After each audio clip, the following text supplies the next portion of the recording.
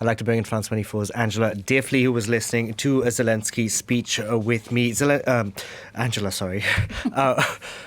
Was it surprising for you that Volodymyr Zelensky didn't appeal for heavy weapons, didn't appeal for fighter jets from MEPs? Is he saving that speech for little later on in the day? Yes, as Dave Keating said, they are the decision makers, the 27 national leaders at the summit. He will be attending that. That's where the concrete issues will be discussed. This was very much about mood and thanks and appealing to people. And I think the style was very noticeable. Who would have thought, first of all, we are 2 weeks away from the first anniversary of this war.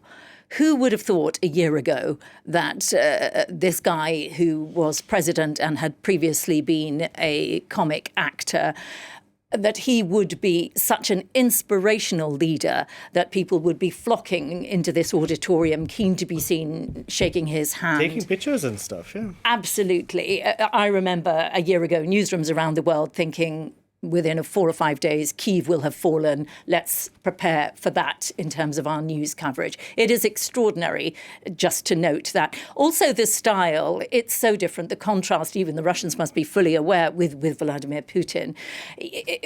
Zelensky knows how to connect. He projects a kind of dynamism. Putin, distant and stiff.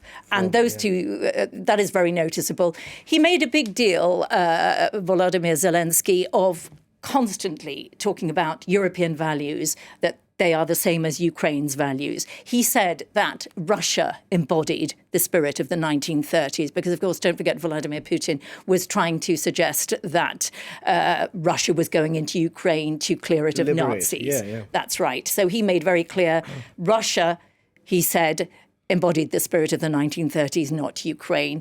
And he made this extraordinary, very direct appeal, talking to energy workers, to producers, to cleaners, to maintenance people, talking very directly to populations in Europe. And he very directly thanked them and appealed to them to keep on supporting Ukraine, but didn't go to the issue of weapons. That will be for the summit. I thought, and many people thought, that he might talk about weapons more specifically, but he clearly decided to go for a mood speech. I mean, that was something that Roberta Metsola mentioned, and she was pretty hawkish in her demands, I would say, clearly sending a message to the 27 leaders who will be gathering at the same time.